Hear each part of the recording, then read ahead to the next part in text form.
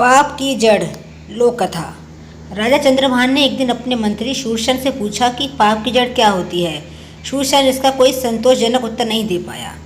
राजा ने कहा, इस प्रश्न का सही उत्तर ढूंढने के लिए मैं तुम्हें 1 माह का समय देता हूँ। यदि दी गई अवधि में तुम यह सही उत्तर नहीं ढूंढ सके तो मैं तुम्हें मंत्री पद से हटा दूंगा। राजा की बात सुनकर शूरसेन परेशान हो गया। वह गांव-गांव भटकने लगा। एक दिन भटकते भटकते वह जंगल जा पहुंचा। वहाँ उसकी नज़र एक साधु पर पड़ी। उसने राजा का प्रश्न उसके सामने दोहरा दिया। साधु ने कहा, मैं डाकू हूँ जो राजा के सिपाहियों के डर से यहाँ छुपा बैठा हूँ।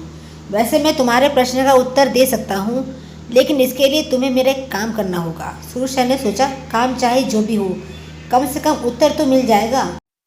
उसने डाकू की बात के लिए हामी भर दी। इस पर डाकू ने कहा, तो ठीक है, आज रात तुम्हें नगर सेठ की हत्या करनी होगी और साथ ही उसकी सारी संपत्ति चुराकर मेरे पास लानी होगी।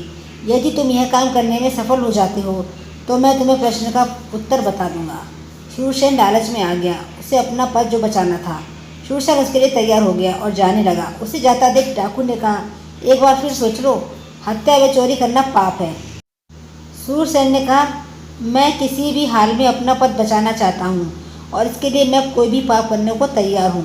यह सुनकर डाकू ने कहा, यही तुम्हारे सवाल का जवाब है। पाप की जड़ होती है लोभ। पद के लोभ में आकर ही तुम हत्या और चोरी जैसा पाप करने के लिए तैयार हो गए। इसी के वशीभूत होकर व्यक्ति पाप कर्म करता है। शूरसेन ने डाकू का धन्यवाद किया और महल की ओर चल दिया। दूसरे दिन राज दरबार में जब उसने राजा को अपना उत्तर बताया तो राजा उसकी बात से प्रसन्न हो गया। उसने मंत्री को ढेर सारे स्वर्णाभूषण देकर सम्मानित किया।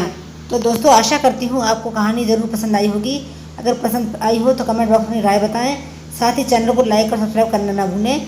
कहानी सुनने के लिए आपका बहुत बहुत बहुत धन्यवाद।